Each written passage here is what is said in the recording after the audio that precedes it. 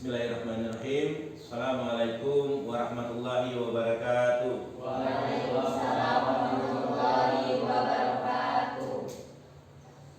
Alhamdulillahirabbil alamin wassalatu wassalamu ala asyrafil anbiya'i wal mursalin sayyidina Muhammadin wa ala alihi washabbihi ajmain. Alhamdulillah, pada hari ini kita bisa berkumpul lagi dalam pelajaran agama Islam. Ya semuanya? Silakan dipimpin doanya sebelum kita belajar. Sebelum memulai mata pelajaran, mari kita berdoa.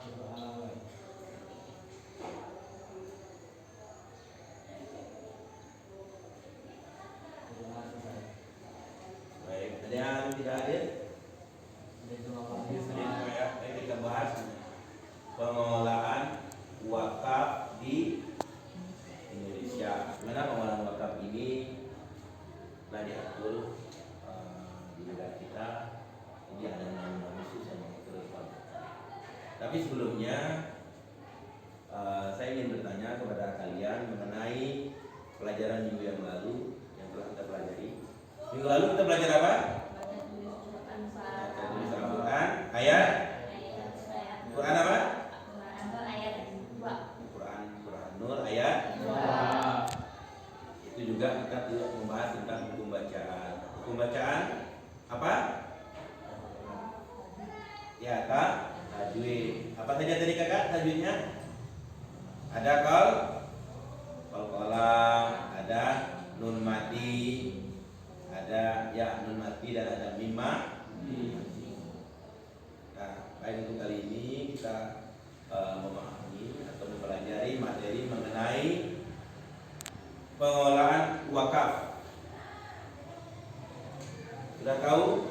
Pernah dengar? Atau pernah melakukan mewakafkan tanah mengikuti orang tuanya? Pernah?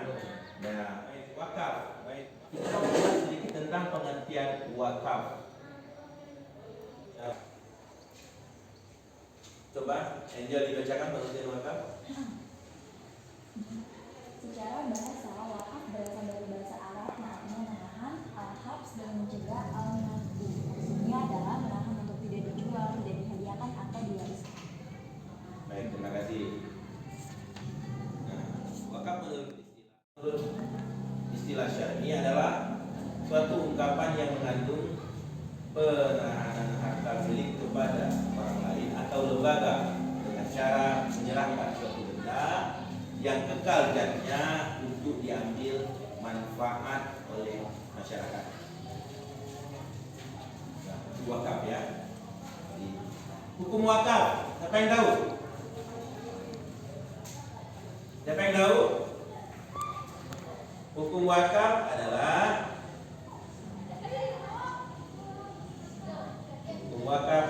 sunnah. Wakaf sebagai amalia sunnah yang sangat apa? Atau dianggap sedekah jariah. Di sini ada dasar hukumnya. Saya bacakan. Kalian cukup mendengarkan. Nanti kita pahami sama-sama. A'udzu billahi minasy syaithanir rajim. Bismillahirrahmanirrahim. Lan tanalul birra hatta tunfiqu mimma tuhibbun wa ma tunfiqu min syai'in fa innallaha bihi alim. Nah, artinya kamu tidak akan memperoleh kebajikan sebelum kamu menginfakkan sebagian harta yang kamu cintai, dan apapun yang kamu infakkan tentang hal itu, sungguh Allah Maha Mengetahui. Quran surah Al-Imran ayat 1. Baik, ini ada rukun dan syarat wakaf. Nah, di sini ada orang yang mewakafkan disebut wakil di salah satu rukunnya. Harus ada ya. Harus ada orang yang mewakafkan. Kalau tidak ada orang yang mewakafkan, dari mana barangnya kan? Nah selanjutnya kita lihat lagi ada benda yang diwakafkan. Benda yang diwakafkan itu harus ada bendanya. Seperti apa? Tanah, benda yang berada rumah yang bisa diambil manfaatnya. Kalau mewakafkan dalam jangka waktu boleh nggak? Tidak boleh. Wakaf itu harus selamanya. Seperti misal tanah untuk kuburan, untuk sekolah dan sebagainya.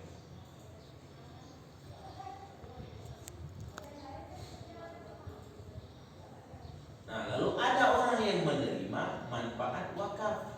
Siapa dia? Orang yang menerima manfaat wakaf seperti pihak sekolah. Kita seperti tanah kita ini SMA 4 ini diwakafkan oleh masyarakat kita. Nah, kita bangun sekolah, yang mengambil manfaatnya adalah masyarakat sekitar sini khususnya. Kalaupun ada yang sekolah dari jauh, jumlahnya tidak banyak, tapi yang lebih banyak adalah murid dari sekitar sekolah ini.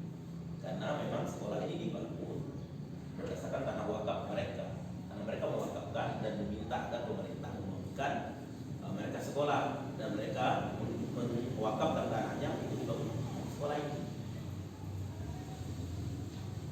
Nah, ini harus ada lafaz atau ikrar wakaf. Maksudnya serah terima. Bahasa kitanya serah terima. Jadi misal saya berwakaf dengan Yolanda. Saya wakafkan tanah ini. Yolanda ini misal dia mengelola misal panti asuhan.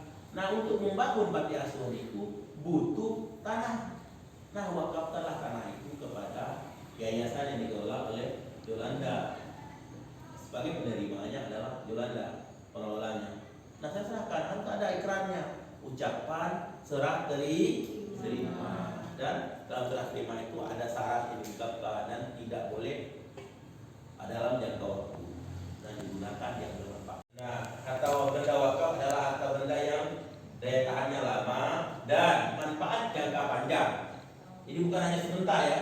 Maksudnya 3 hari dah habis, bukan. Maksudnya seperti mobil boleh tidak diwakafkan? Boleh. Karena jangka waktunya lama, rusaknya bisa puluhan tahun. Nah, harta benda wakaf terdiri dari benda tidak bergerak dan benda yang bergerak. Harta benda yang tanah ini tanah, rumah. Ada yang bergerak seperti mobil, motor, kendaraan air dan sebagainya. Kali ini saya ingin kalian untuk menganalisis hikmah dari wakaf.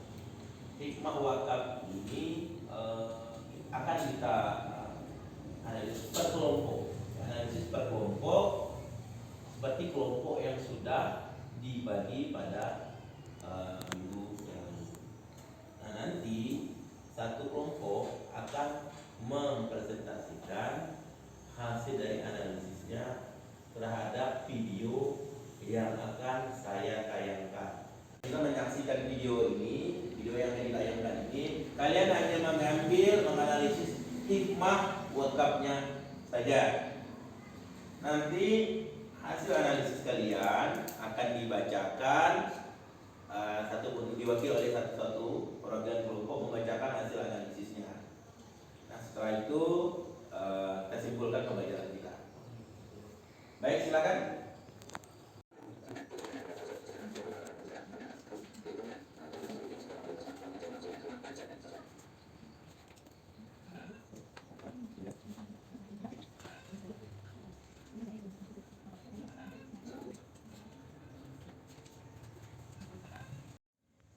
Baik, setelah tadi menyaksikan video dan telah berdiskusi, maka saya minta kepada setiap kelompok untuk membacakan hasil diskusinya tentang menganalisis hikmah wakaf.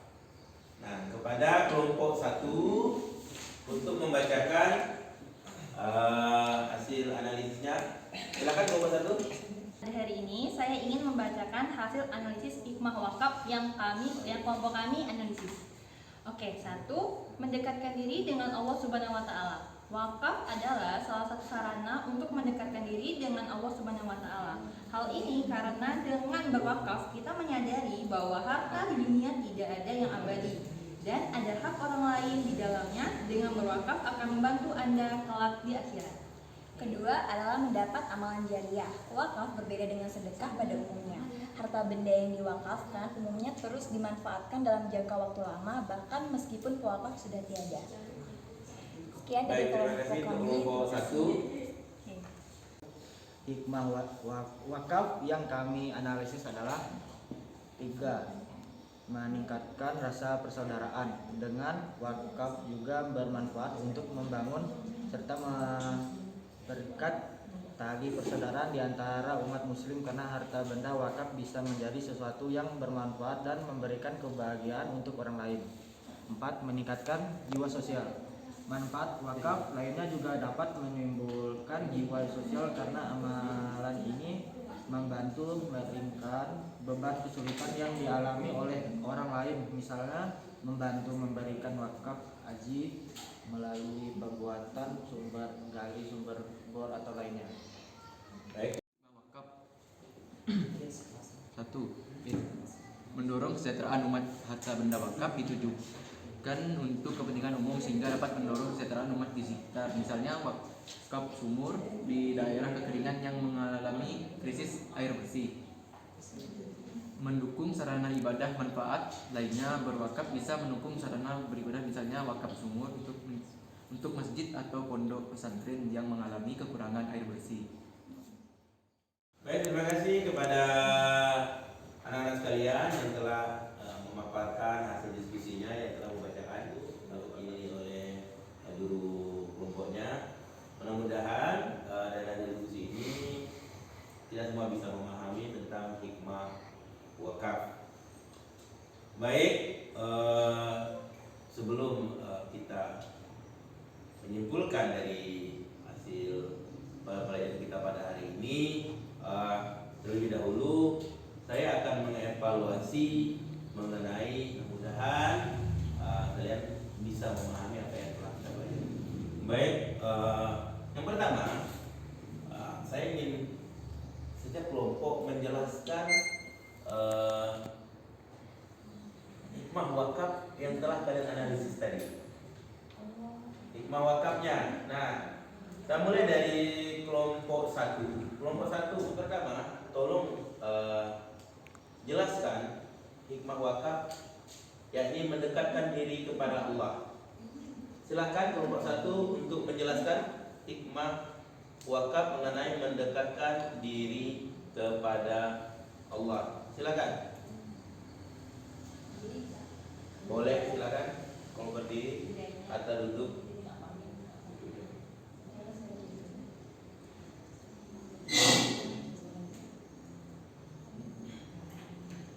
Penjelasan dari mendekatkan diri dengan Allah Subhanahu wa taala.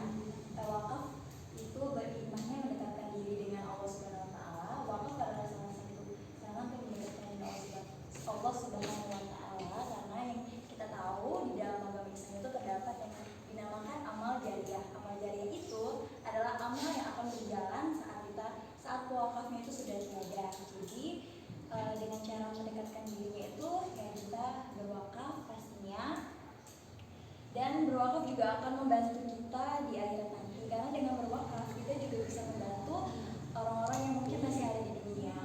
Nah, itu.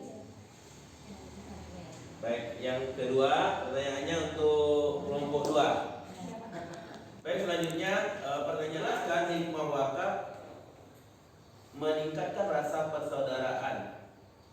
Silakan. Dengan wakaf juga bermanfaat untuk membangun serta memperkuat tali persaudaraan di antara umat muslim karena harta benda wakaf bisa menjadi sesuatu yang bermanfaat dan memberikan kebahagiaan untuk orang lain. Oke, terima kasih. Pertanyaan selanjutnya, jelaskan hikmah wakaf mendorong kesejahteraan umat. Siapa yang bisa? Silakan. Ya, hikmahnya mendorong kesejahteraan umat harta benda wakaf ditujukan untuk kepentingan umum sehingga dapat mendorong kesejahteraan umat di sekitarnya. Misalnya, wakaf sumur di daerah kekeringan yang mengalami krisis air bersih. Ya, terima kasih kepada anak-anak sekalian. Baik, untuk lebih jelasnya kita simpulkan hasil pembelajaran kita pada hari ini. Nah, simpulannya adalah pertama, wakaf termasuk ibadah amaliyah yang jika pengelolaan dan pengurusan amanah akan membuahkan hasil yang baik bagi kepentingan umum atau agama. Jadi wakaf ini salah satu amaliyah yang harus kita lakukan untuk kepentingan bersama.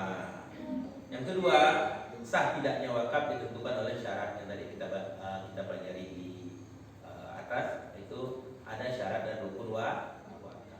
Sekira itu yang dapat saya sampaikan pada pembelajaran kali ini. Marilah kita tutup pembelajaran hari ini dengan membaca hamdalah.